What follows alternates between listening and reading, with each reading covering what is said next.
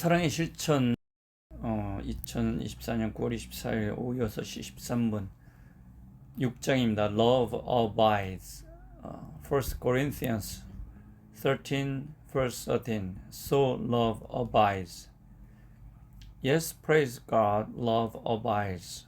Then whatever the world may take away from you, though it be the most cherished, then whatever may happen to you in life, however you may come to suffer in your striving for the good that you will, if people turn differently away from you or against you as enemies, if everyone disowns you or is ashamed to admit what he wound to you, if even if your best friend were to deny you, yet if in any of your strivings, in any of your actions, in any of your words, you truly have had love as your confidant, take comfort, because love abides. What you know with love as your confidant is recollected to your comfort. Oh, more blessed than any achievement any human being may have accomplished, more blessed than if the spirits had been subject to him, more blessed to be recollected by love. What you know with love as your confidence is recollected to your comfort. Neither things present nor things to come, neither angels nor devils nor praise God, your worn, troubled mind's fearful thoughts will be able to take it away from you. Neither at the stormiest and most difficult moment of your life, nor at the last moment of your life, because love abides. When despondency at first wants to make you weak so that you lose the desire to will rightly, in order that then in turn to make you strong, alas, as despondency does that, strong in the defiance of forsakenness. When despondency wants to make everything empty for you, to transform all life into a monotonous and meaningless repetition, then you do indeed see all of it, but with such indifference. See the fields and forests become green again. See the teeming life in the air and water strolling again.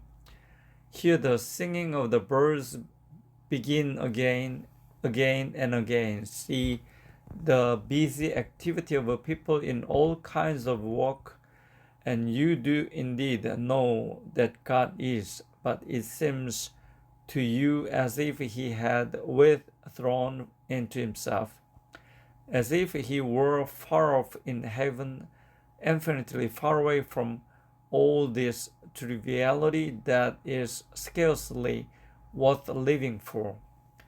When despondency wants to deaden all of life for you, so that you indeed know, but very faintly, that Christ has existed, but with the troubled clarity, know that it was 1800 years ago, as if he too were infinitely far away from all this triviality that is scarcely worth living for.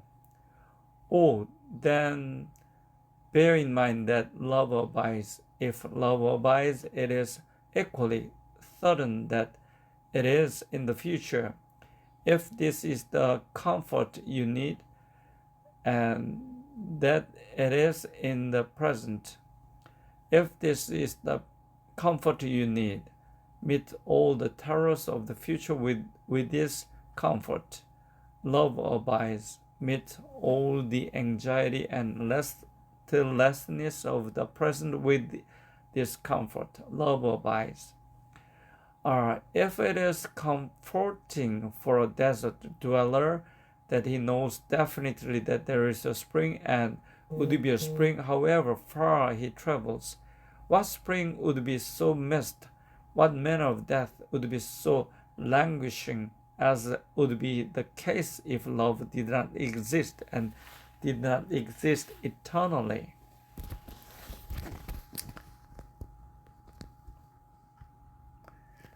See, this is a very upbuilding thought that love abides. When we speak this way, we are speaking of the love that sustains all existence of God's love. If for one moment, one single moment, it were to be absent, everything would be confused. But love does not do that, and therefore, however confused everything is for you, love abides. Therefore, we are speaking of God's love, of His nature to abide. But in this little work, we are continually dealing only with the works of love, and therefore not with God's love, but with human love. Naturally, no human being is love. If he is in love, Kierkegaard, one who loves. Yet love is everywhere present where there is one who loves. One would think, and probably most often does, that love between human beings is a relationship between two. This is indeed true, but untrue, inasmuch as this relationship is also a relationship among three. First, there is the one who loves. Next, the one or the ones who are the object, but love itself is present as the third. Thus, when with regard to human love we say that love abides, it is really apparent that this is a work, or that it is not an inactive characteristic that love has as such, but a characteristic that acquired at very moment, and also at very moment it is acquired, is an active work. The one who loves abides. He abides in love, preserves himself in love. What he accomplishes by this is that his love for people abides. He becomes the one who loves by abiding in love.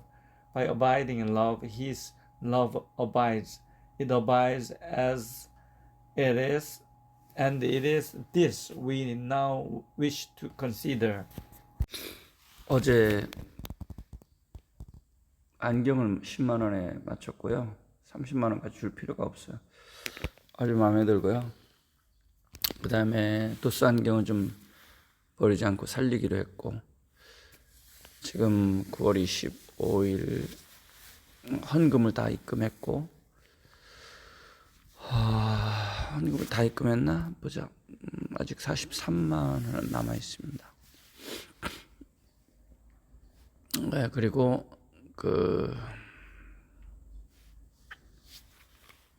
모델 안티킥보드는 택배가 왔고요. 5만 원짜리는 아직 안 왔네. 15일 날 IMAX 주급일 분배하기로 했는데 또 하락을 하겠죠. 오늘 수요일 안학수 장로와 하는데 말씀은 어디로 할지 보기로 했습니다. 지금 저희 약 먹이기 전에 녹음하겠습니다. 아침 8시 18분입니다. Love abides. Love never falls away.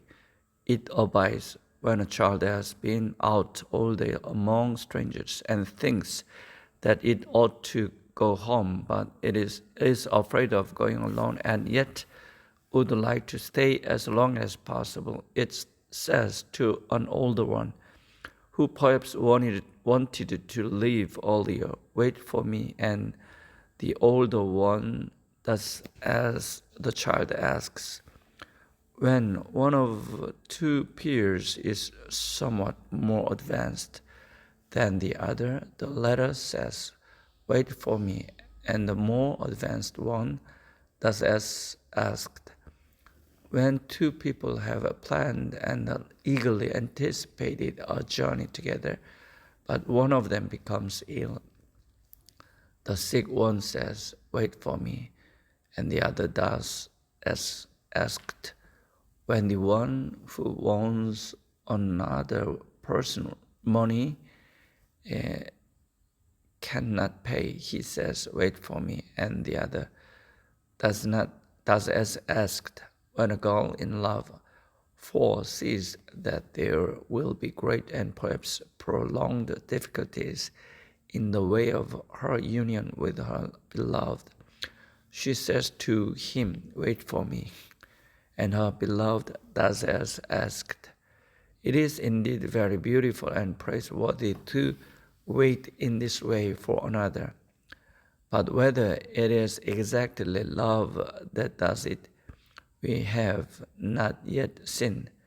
Perhaps the time of waiting is too brief for it to become really clear to what extent that which determines one to wait in this way deserves to be called love in a decisive sense. Alas, perhaps the time of waiting became so long that the older one says to the child, no, now I cannot wait for you any longer.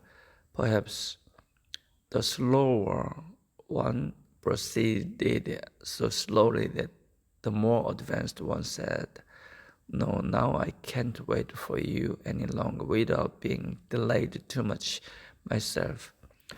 Perhaps the sickness dragged on so long, waited for you any longer. Now I must travel alone. Perhaps the time went on so long with the one who could not pay his debt that the other said, no, now I can't wait for you any longer. Now I must have my own money.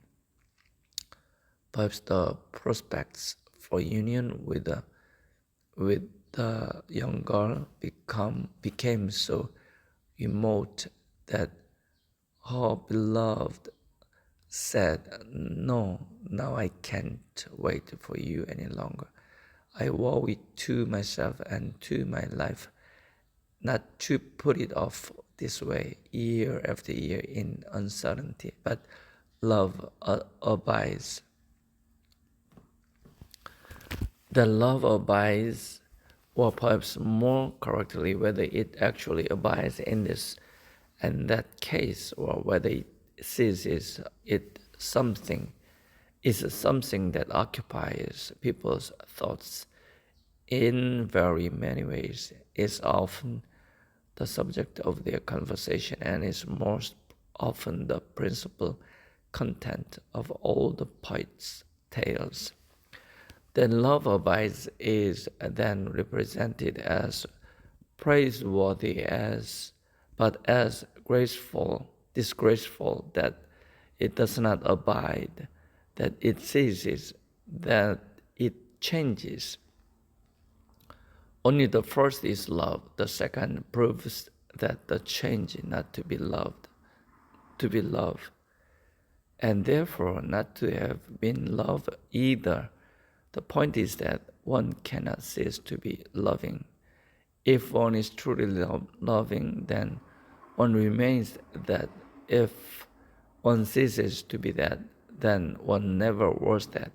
So with regard to love, ceasing has a retroactive power. Yes, I can never become weary of saying this and of pointing out that whatever love is present, there is something infinitely profound.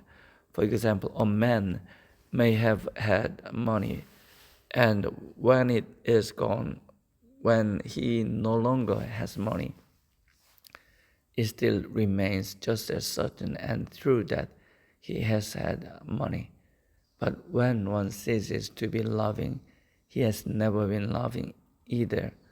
What, after all, is as gentle as love, and what is as rigorous, as jealous for itself, as chastening as love? And further, when love ceases, when it in erotic love, in friendship, in short, when in the loving relationship between two people something comes before them, so that love ceases, then the two, as we human beings say, break up. Love was the bond, was in a good sense between them. Then when something comes between them, love is displaced, it ceases, the connection between them is broken, and the break enters decisively between them. Therefore, it comes to a break. Christianity, however, does not know this use of language, does not understand it, refuses to understand it. When one says it comes to a break, this is because one is of the opinion that in love there is only a relationship between two, rather than that it is a relationship among three. As has been shown, this talk of a break between the two is much too irresponsible. By this, it is made to appear as if the relationship of love were a matter between these two, as if there were no third at all whom it concerned. If the two agree about breaking with each other, then of course there would be no objection whatever to it. Furthermore, that these two break this relationship with each other does not necessarily mean that the same two could be loving in relation to other people. They retain the characteristic of being loving, but now their love finds a place only in relation to others. Furthermore, the one who was guilty of causing the break would have the upper hand, and the innocent one would be defenseless. But it would indeed be miserable if an innocent one were to be the weaker. If certainly is the way in this world, but in the eternal sense, it cannot never be that way. 여기까지 녹음하겠습니다.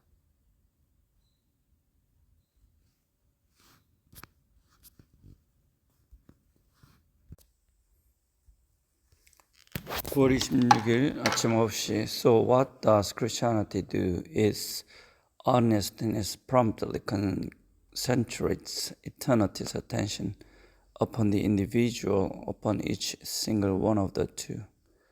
That is, as the two in love relate themselves to each other, they relate themselves, each one of them separately, to love.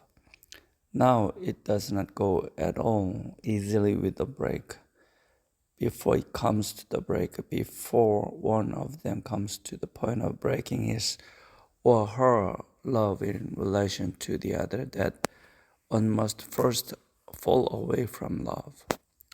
This is the important point. Therefore, Christianity does not speak about the couples breaking with each other, but only about what the single individual is always able to do, to fall away from love.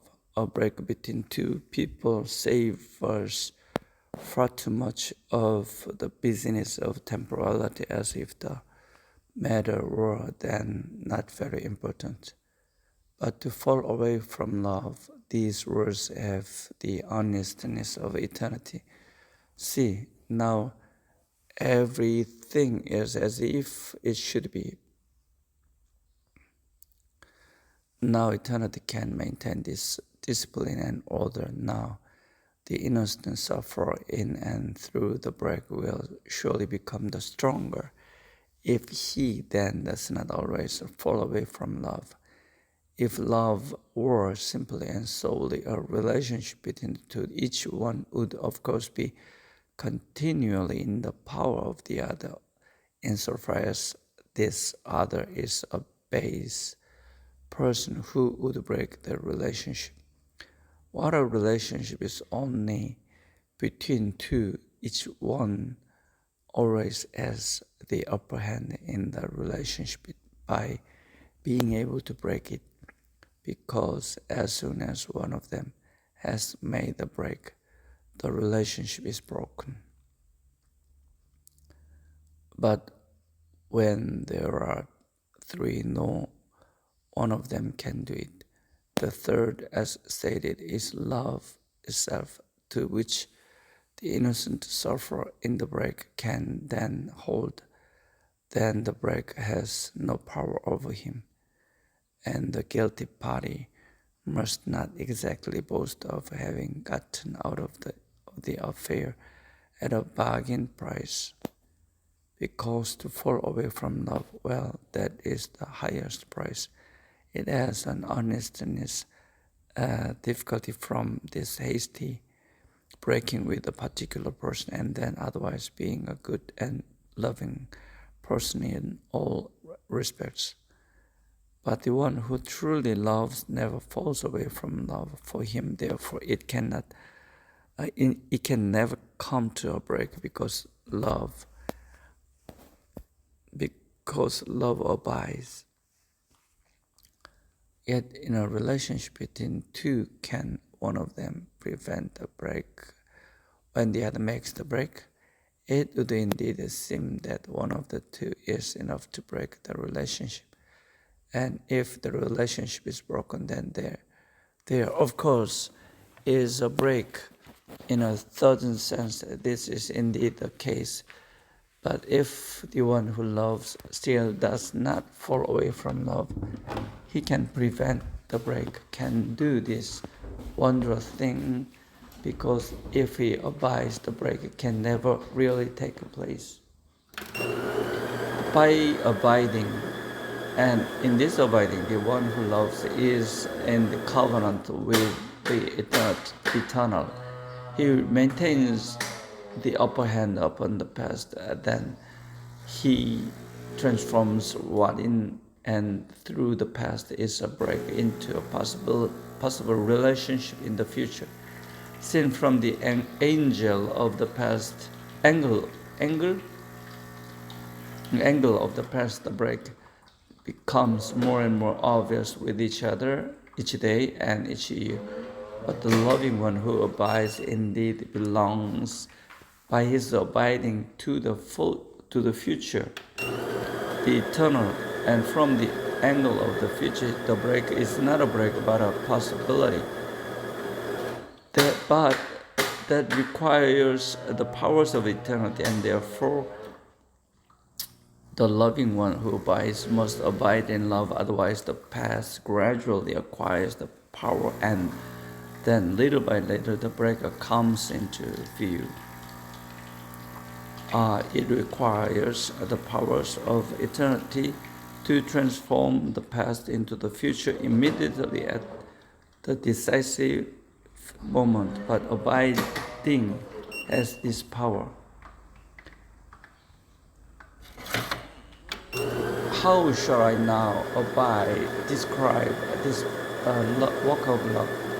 Would that might be inexhaustible in describing what is so indescribably joyful and so appealing to consider.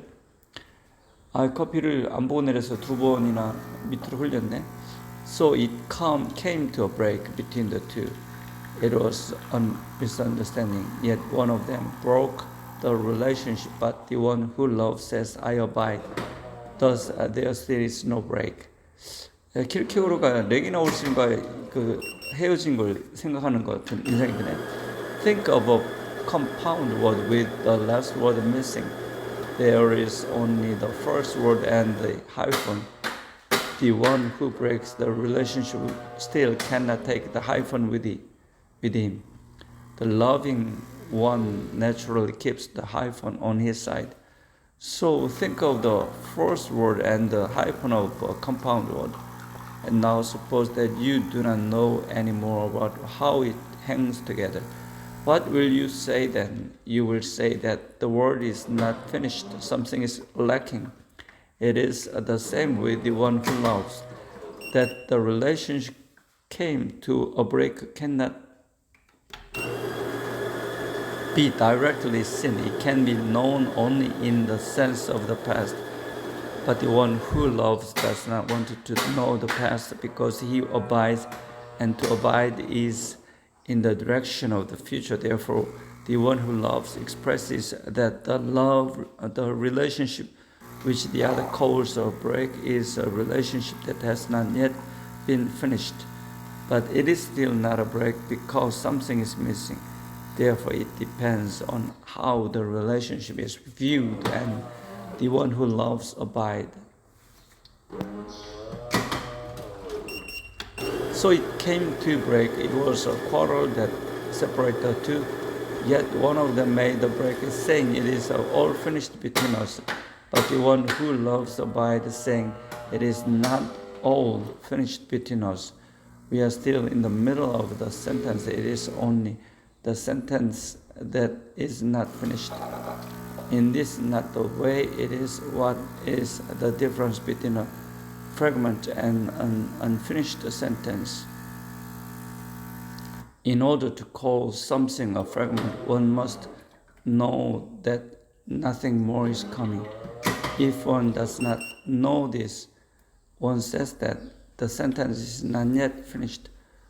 When from the angle of the past it is settled that there is no more to come, we say it is a fragment. From the angle of the future, wait for the next part, we say the sentence is not finished, something is still missing.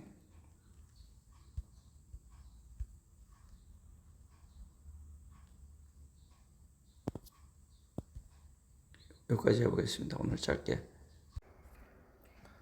9월 27일.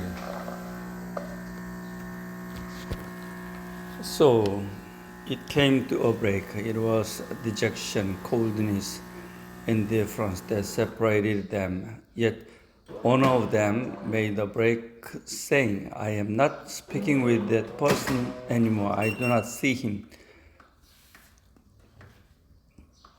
But the one who loves says, "I abide." In this way, we are still speaking with each other, since silence also belongs in conversation at times. Is this not so? But suppose now that it was 3 years since they last spoke with each other. See, here it comes again. That it was 3 years ago can be known only in the sense of the past, but over the one who loves, who is renewed every day by the eternal and abides, the past has no power at all. If you saw two people sitting silent together and you knew nothing else, would you from that conclude that it was 3 years since they had spoken with each other? Can anyone determine how long the silence must last before it can be said that now there is no more conversation? And if that can be determined, one can still know whether it is so in the particular case only in the sense of the past, since the time must indeed be past. But the one who loves, who abides continually, emancipates himself from his knowledge of the past. He knows no past. He is only waiting for the future. Does the dance end because one of the dancers has gone away? In a certain sense. And if the other remains standing in the position that expresses bowing toward the one who is not seen, And if you know nothing about the past, you will say the dance will surely begin just as soon as the other one who is awaited comes. Get rid of the past, drown it in the abolition of eternity by abiding in love. Then the end is the beginning, and there is no break. When the faithless one abandoned the girl, but every evening in the gloaming time of sunset glow, she sits by the window and waits. She is expressing every evening, now he is coming very soon. Every evening it seems as if there was no break because she abides. She does not, of course, express on a particular evening that she has set this way, this way every evening for 3 years. Therefore, the passerby does not discover it either, any more than she herself is aware of it if she actually is abiding in love. But perhaps the girl actually loved herself.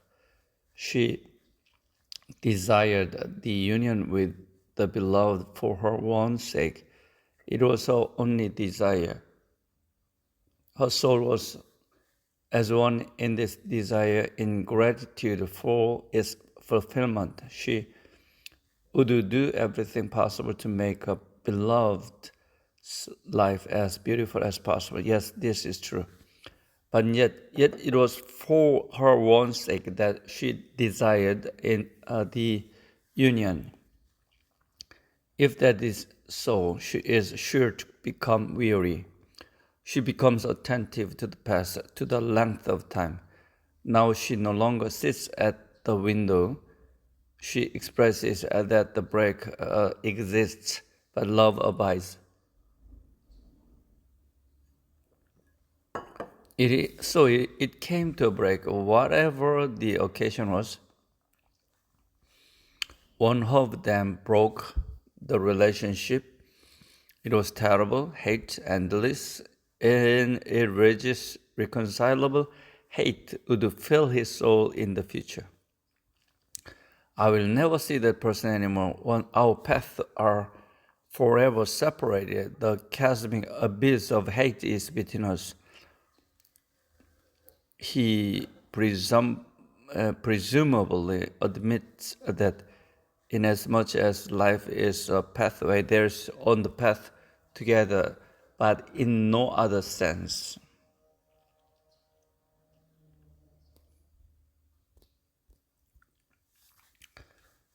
He carefully dodges so that his path and that of the hated one do not cross.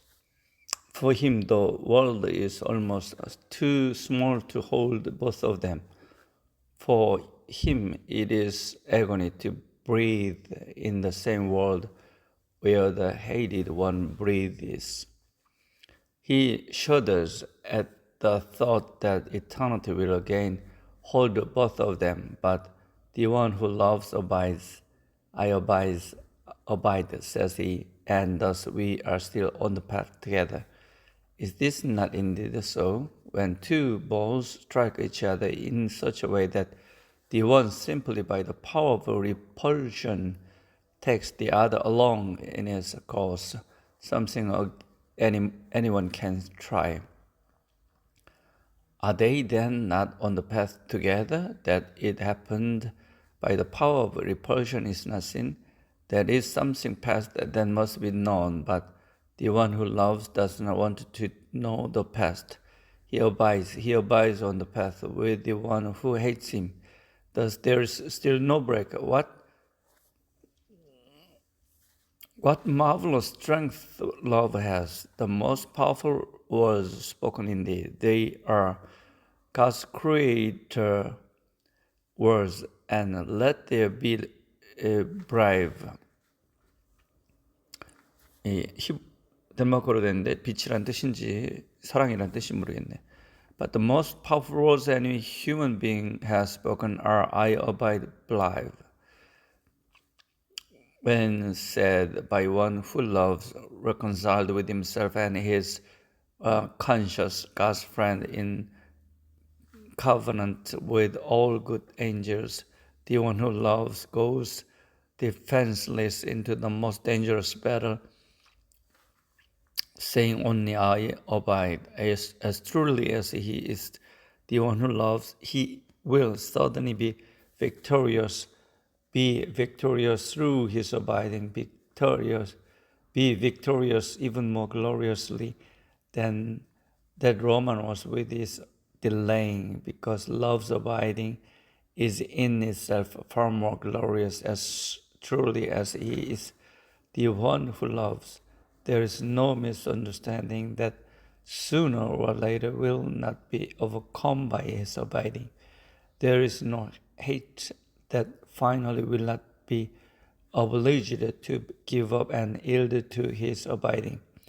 If not before, then in eternity. See, the one who has underhandedly acquired another person's love and therefore is in possession of it must at every moment be afraid of losing it. But the one who became hated for his love is forever certain of winning love. If time cannot do it, then at least eternity will wrest the hate from the other, open his eyes to love, and in that way also to the love that abided all through life and now abides in eternity. So love never falls away, it abides. Love abides, it never wastes away.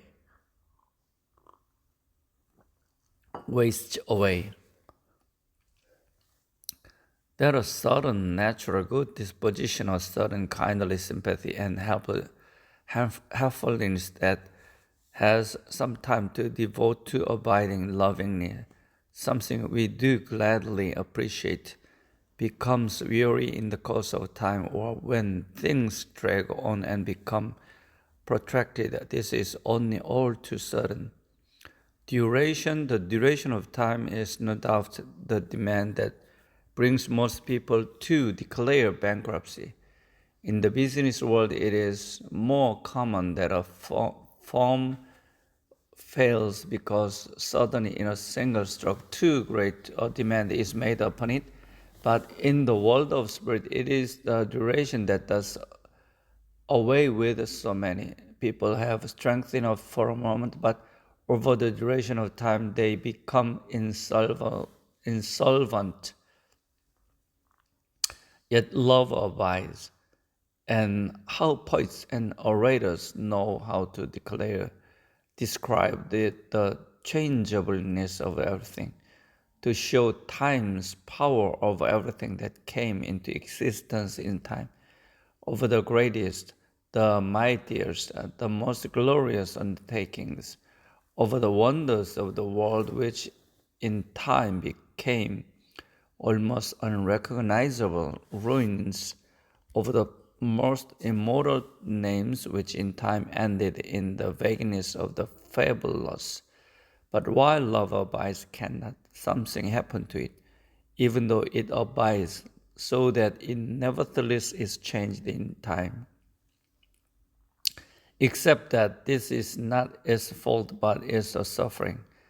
Thus the relationship would be love abides, no circumstance changes it and gets it to give up itself, yet it is changed in a change we call wasting away. Although we must say of this same love that it never fell away. For a moment, let us speak of something that occupies people very much, erotic love, or that girl who, in the words of the poet, every evening sits at the window in the gloaming time of sunset glow and waits for the beloved alas, while time comes and time goes. Now this was long ago, for it was, so the poet says, in the days of yore. The girl did not mark how time came and time went while she waited and while time marked her. Usually we say only that time goes. It goes so rapidly for the happy one, so indescribably slowly for the sad. Or we say that the time will come. It comes so slowly for the hopeful, but all too swiftly for the fearful. But here the poet says the felicitously that time comes and time goes, because he wants to describe someone who is expecting, and for such a person it does not only go, nor does it only come, it comes and goes. Out of sympathy for the expectant girl, time undertook, as it were, to do what the faithless one should have done. When the time came when he should come, the time came, but he did not come, then time went again until the time came when it was the time he should come, who did not come. In this way, time lulled the expectant girl by coming and going until she, rocked in this movement, rested in expectancy. Amazing.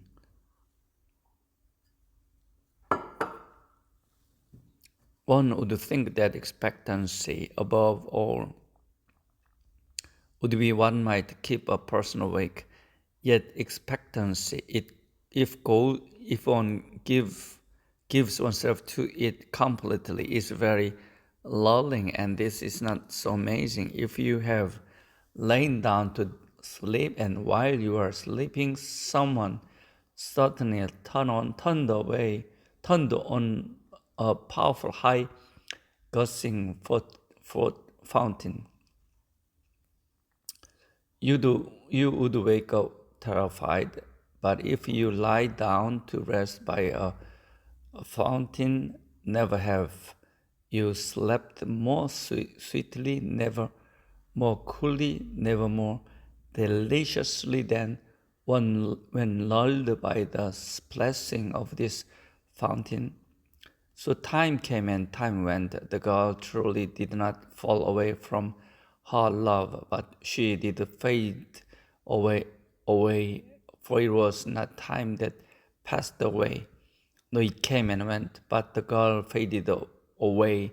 All honor to this faithful soul. She does indeed have the honor, the greatest human honor that a poet can celebrated her not for money as an occasional poet does it, nor because a girl was perhaps from a distinguished family, not because the poet perhaps had known her.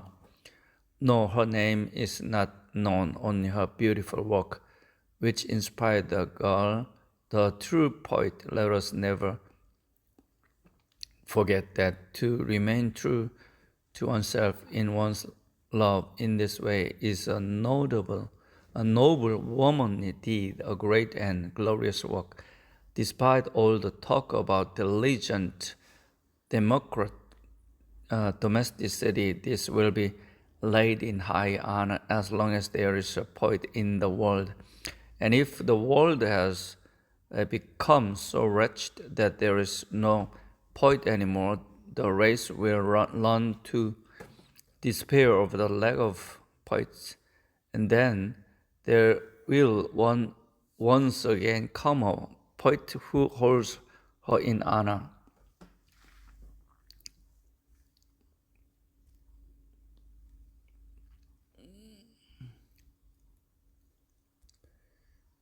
여기까지 해보겠습니다. 이게 몇 번째, 5번째인가요? 9월 27일 날 오후 6시에 금요기도회 전에 She faded away, our sacrifice to erotic love. Yet this is the highest thing that can be said of any human being. One is sacrificed. The only question is whether it is the highest for which one is sacrificed, but in the eternal sense, to be sacrificed is and continues to be as long as the world remains the world. A far greater achievement than being victorious, because the world truly is not so perfect that to be victorious in the world simply through uniformity with the world does not have a dubious addictive to the world's paltriness. Being victorious in the world is like becoming something great in the world. Usually it is a dubious matter to become something great in the world, because the world is not so excellent that its judgment of greatness has especially great meaning, except as unconscious sarcasm.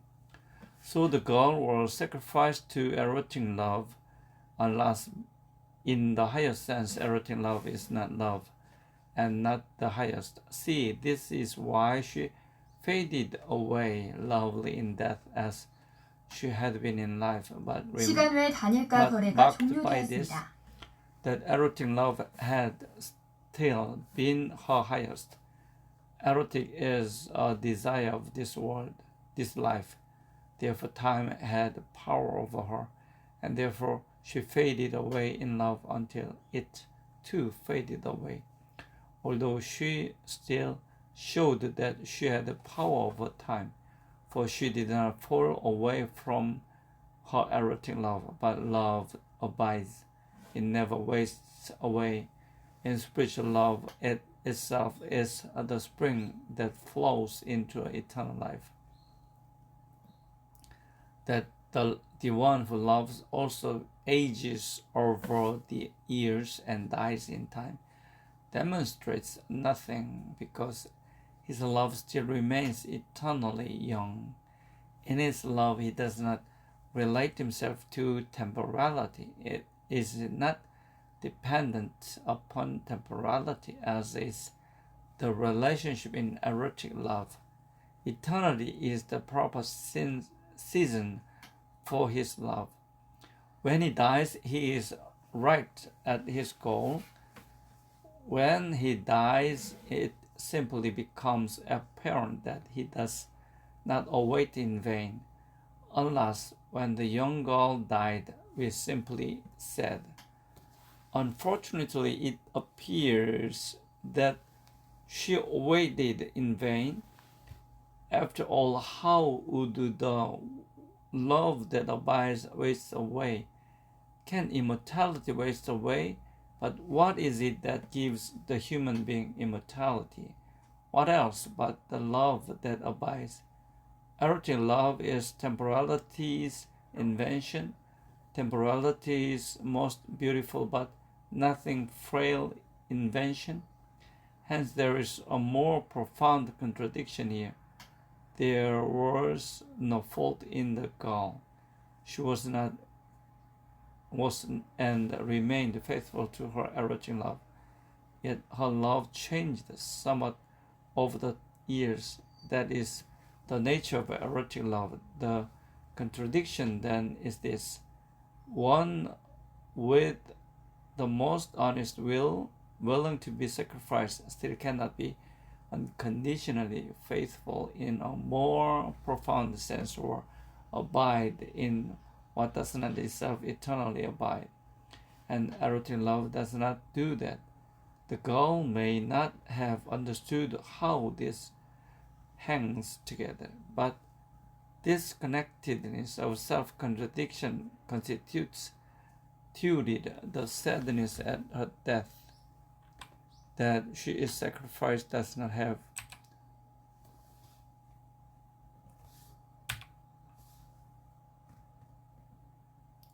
the solemnity of the eternal, and therefore the inspiration and elevation, but it has the sadness of temporality, and thus the inspiration for the poet. The young girl faded away even if he had come, that is, had come before her death. It still would have been too late. She did abide, but time had weakened in her the desire by which she lived, while the same desire still consumed her. In contrast, the one who loves in the most profound sense, who abides, does not waste away, his love does not corrode. If someone who misunderstood him, if someone who became cold toward him, if someone who hated him returns, he will find him unchanged with the same longing for the eternal and with the same quiet composure in the temporal. His love is eternal, relates itself to eternity, rests in the eternal. Therefore, at every moment, he is waiting for the same thing. He is waiting for eternally, and therefore without restlessness, because in eternity there is time enough.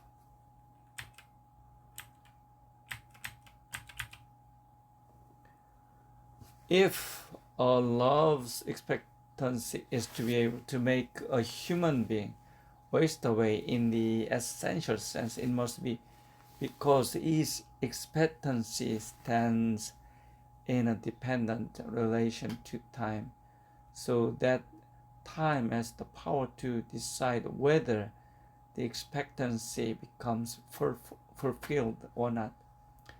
That is, then the expectancy is principally a temporal expectancy, but the love that abides does not have such an expectancy. That an expectancy is essentially only temporal makes for restlessness in expectancy. Without restlessness, time does not really exist, for the animal, which is completely devoid of restlessness, and the clock that tells time does not do so when the restlessness ceases. But when the restlessness, as in the case of the merely temporal, our expectancy oscillates between fulfillment and non-fulfillment in such a way that the movement becomes swifter in time because the vanishing of time, the fact that time is passing, accelerates the restlessness. Then of course the fulfillment, if it does not come in time, cannot come at all. When this is the case, the expectancy corrodes finally. Restlessness apparently passes away. Alas, this is precisely when the sickness has taken the form of consumption, but the one who loves, forbides, has an eternal expectancy, and this eternal element provides evenness in the restlessness, which in time does not indeed oscillates between fulfillment and non-fulfillment, but independently of time, inasmuch as the fulfillment is by no means made impossible because time is over. This one who loves does not wither away.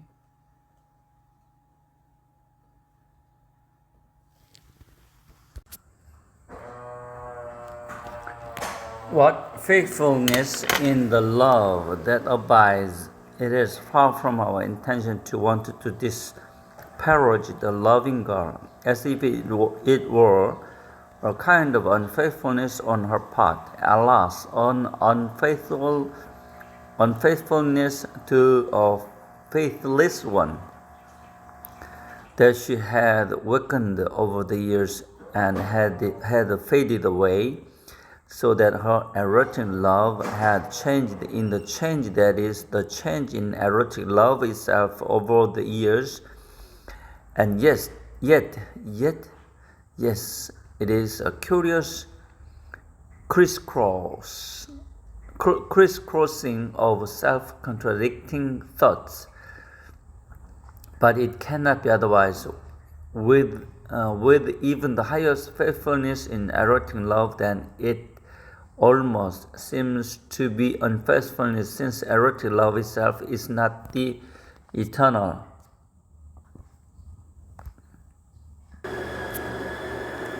우리 18일 커피를 내리면서 아침 9시 30분에 녹음을 하고 있습니다. 몸은 많이 피곤하고 처진 상태입니다. 어제 새벽 금요기도회 하고 사람을 서울까지 데려다주고 돌아오니까 12시 반이었습니다. 어디까지 했냐면 크리스크로싱 했고 The Eternal이라 eternal. The contradiction does not lie in the girl. She remained faithful. The contradiction which the girl herself suffered lies in this, that erotic love is not eternal, and that therefore it is impossible to relate oneself with eternal faithfulness to what in itself is not eternal. But what faithfulness on the part of love to remain completely unchanged without the slightest wasting away, the same at every moment, even when at whatever time and hour the misunderstanding one, the unfriendly one, the hating one wants to return to this one who loves. That he who abides never wastes away is certainly an eternal gain for him, but it is also, this is how we view here, and this is how he himself views it. It is also our work of love in faithfulness to those who loves him. What would indeed be as disconsolate, yes, almost to the point of despair as this, if at the moment when the misunderstanding one returned and thought understanding, when the unfriendly one returned and thought friendship, when the one who had hated returned and sought reconciliation, what would be as disconsolate as this?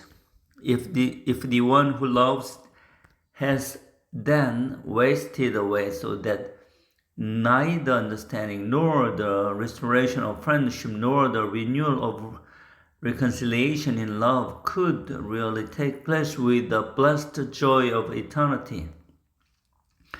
On the other hand, what can make the moment of forgiveness, the transition of great agreement, so natural, so easy as this, that the one who loves, as described earlier by abiding, has continually cleared away the past?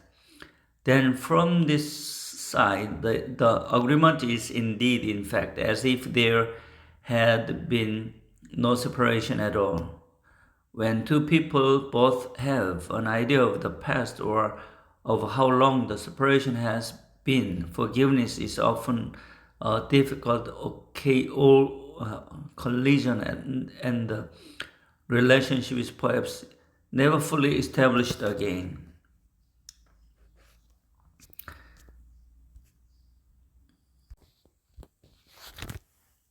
But the one who loves knows nothing about the past, therefore he does even his last thing in love.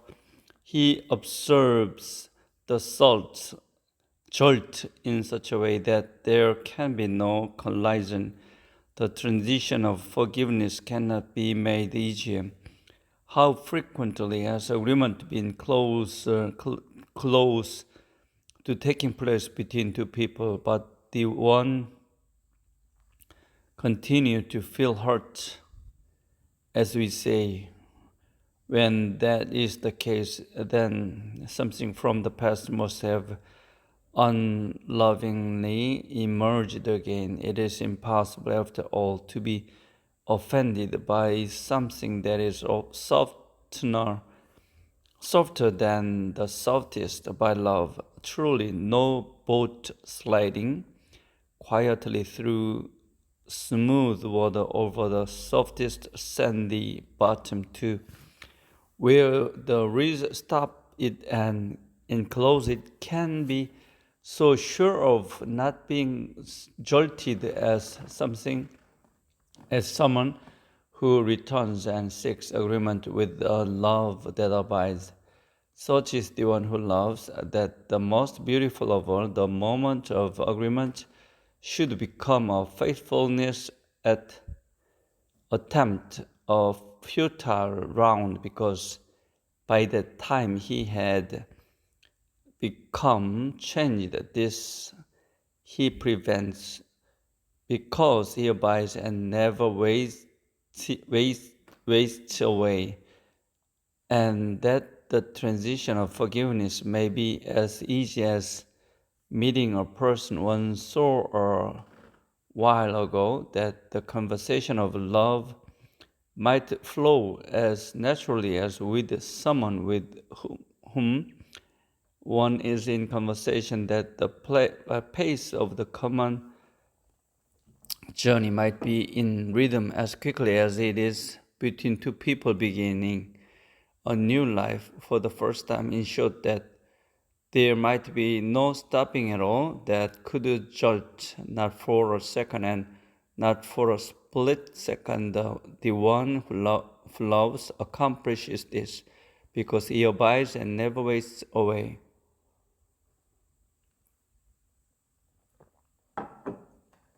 임충갓 번역도 같이 들어야 될지 모르겠습니다. 하여튼 번역이 20배 빨라졌고, 모든 캡처, 텍스트 축출 모든 게 잘 됩니다.